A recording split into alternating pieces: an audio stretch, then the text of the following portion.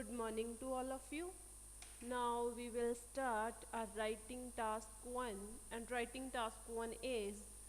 the charts show the sources of the electricity produced in 4 countries in 2003.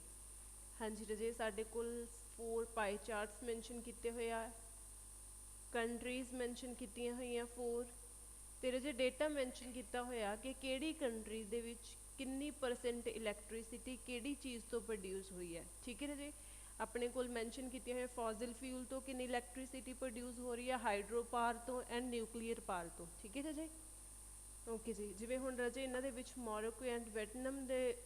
Countries mention ਕੀਤੀਆਂ ਹੋਈਆਂ ਇਹਨਾਂ ਦੇ ਵਿੱਚ ਰਾਜੇ ਨਿਊਕਲੀਅਰ ਪਾਵਰ ਤੋਂ ਇਲੈਕਟ੍ਰਿਸਿਟੀ ਪ੍ਰੋਡਿਊਸ ਨਹੀਂ ਕੀਤੀ ਜਾਂਦੀ ठीक है तुसी लिख सकते हो there was no use of nuclear power for producing electricity कि ਇਹਦੇ ਵਿੱਚ ਰਾਜੇ ਨਿਊਕਲੀਅਰ ਪਾਵਰ ਦੇ ਯੂਜ਼ ਨਾਲ ਇਲੈਕਟ੍ਰਿਸਿਟੀ ਤਿਆਰ ਨਹੀਂ ਕੀਤੀ ਜਾਂਦੀ ਪ੍ਰੋਡਿਊਸ ਨਹੀਂ ਕੀਤੀ ਜਾਂਦੀ ਠੀਕ ਹੈ ਰਾਜੇ ਹੁਣ ਆਪਾਂ ਲਿਖ ਸਕਦੇ ਇਹਦੇ ਵਿੱਚ ਜਿਹੜੇ ਮੋਰੋਕੋ ਕੰਟਰੀ ਹੈ ਇਹਦੇ ਵਿੱਚ ਹਾਈਡਰੋ ਪਾਵਰ ਦੇ ਦੁਆਰਾ ਜ਼ਿਆਦਾ ਇਲੈਕਟ੍ਰਿਸਿਟੀ ਯੂਜ਼ ਕੀਤੀ ਜਾਂਦੀ ਹੈ ਲਿਖ ਸਕਦੇ ਹਾਂ ਅਸੀਂ ਇਹਦੇ ਵਿੱਚ The proportion of electricity produced by hydropower in Morocco was 95%. ठीक है राजे इस कंट्री ਦੇ ਵਿੱਚ 95% ਇਲੈਕਟ੍ਰਿਸਿਟੀ ਹਾਈਡਰੋ ਪਾਵਰ ਦੇ ਦੁਆਰਾ ਤਿਆਰ ਕੀਤੀ ਜਾਂਦੀ ਹੈ ਕਲੀਅਰ ਰਾਜੇ ਫਿਰ ਅਸੀਂ ਇਹਦਾ ਇਹ ਵੀ ਲਿਖ ਸਕਦੇ ਰਾਜੇ ਹਾਈਡਰੋ ਪਾਵਰ ਵਾਸ ਯੂਜ਼ਡ ਮੇਨਲੀ ਇਨ ਮੋਰੋਕੋ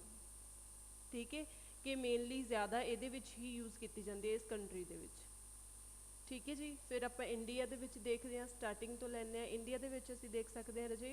कि जी ज़्यादा इलैक्ट्रिसिटी है वह फॉजिल फ्यूल के द्वारा प्रोड्यूस की जाती है ठीक है असीं लिख सकते हैं just 82% of India's power was produced from fossil fuel clear है जी ਜਾਂ ਫਿਰ ਅਸੀਂ ਇੱਦਾਂ ਲਿਖ ਸਕਦੇ ਹਾਂ high used source for producing electricity was fossil fuel in India clear ਹੈ ਜੀ ਅਸੀਂ ਇੱਦਾਂ ਵੀ ਲਿਖ ਸਕਦੇ ਹਾਂ India was the country which manufactured the greatest proportion of electricity by fossil fuel clear ਹੈ ਜੀ ਸੋ ਇੱਦਾਂ ਵੇਰੀਏਸ਼ਨ ਦੇ ਨਾਲ ਸੈਂਟੈਂਸ ਫਾਰਮ ਕਰਨੇ ਆ 4 ਕੰਟਰੀਜ਼ ਮੈਂਸ਼ਨ ਕੀਤੀਆਂ ਹੋਈਆਂ India Sweden Morocco and Vietnam 4 countries ਦੇ ਵਿੱਚ ਰਜੇ ਕਿਹੜੇ ਸੋਰਸਿਸ ਦੇ through fossil fuel hydro power nuclear power ਕਿਹੜੇ ਸੋਰਸ ਦੇ ਥਰੂ ਕਿੰਨੀ ਇਲੈਕਟ੍ਰਿਸਿਟੀ ਪ੍ਰੋਡਿਊਸ ਕੀਤੀ ਜਾਂਦੀ ਹੈ क्लियर है जी ओके जी second task in schools and universities girls tend to choose arts while boys like science what are the reasons for this trend and do you think this tendency should be changed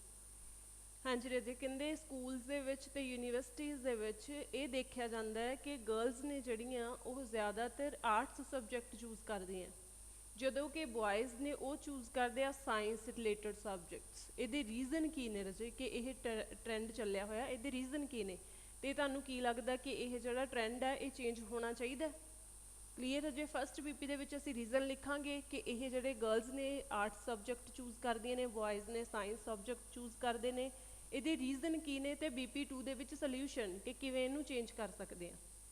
clear ਹੈ ਜੇ हाँ जी ये first reason असी की लिख सकते हैं रजे BP 1 दे विच पहला तो ये थीसिस स्टेटमेंट ते वर्क करियो रजे किवें लिखनी है कि there are number of reasons of this trend इदा समथिंग करके इनू चेंज करके ते जिहदे कि सोल्यूशन अगे अपकमिंग पैराग्राफ्स दे विच मैंशन किए जाणगे क्लीयर है जी ओके जी हाँ जी पहला रीजन की है रजे इंटरस्ट का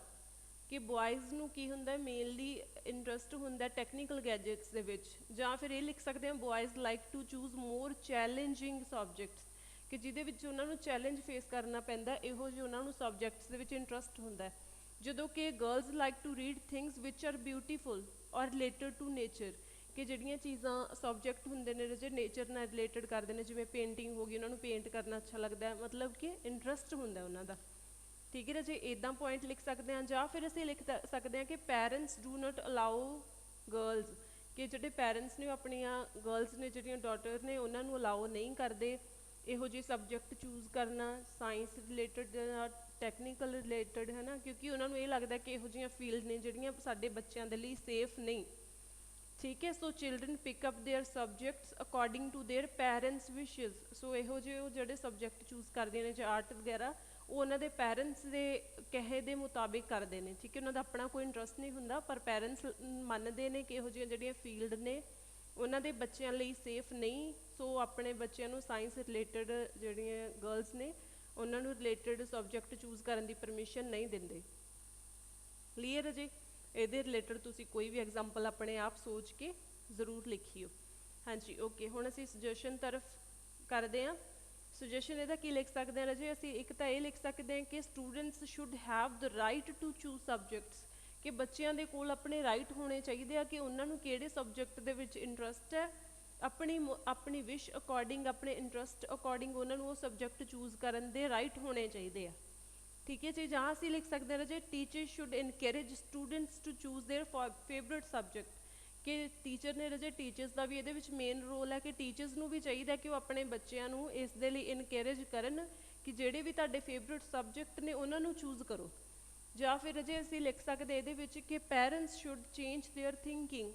ਮੈਂਟੈਲਿਟੀ, ਕਿ ਪੈਰੈਂਟਸ ਨੂੰ ਵੀ ਚਾਹੀਦਾ ਹੈ ਕਿ ਅੱਜ ਦਾ ਜਿਹੜਾ ਏਰਾ ਹੈ ਕਿੰਨਾ ਅੱਗੇ ਐਡਵਾਂਸ ਹੋ ਚੁੱਕਿਆ, ਸੋ ਉਹਨਾਂ ਨੂੰ ਵੀ ਚਾਹੀਦਾ ਕਿ ਆਪਣੀ ਥਿੰਕਿੰਗ ਚੇਂਜ ਕਰਨ ਅਤੇ ਆਪਣੇ ਬੱਚਿਆਂ ਨੂੰ ਅਲਾਓ ਕਰਨ ਕਿ ਜਿਹੜੀ ਵੀ ਚੀਜ਼ ਦੇ ਵਿੱਚ, ਜਿਹੜੇ ਸਬਜੈਕਟ ਦੇ ਵਿੱਚ ਉਹਨਾਂ ਨੂੰ ਇੰਟਰਸਟ ਆ ਉਸ ਤਰ੍ਹਾਂ ਦਾ ਸਬਜੈਕਟ ਉਹ ਚੂਜ਼ ਕਰ ਸਕਦੇ ਨੇ।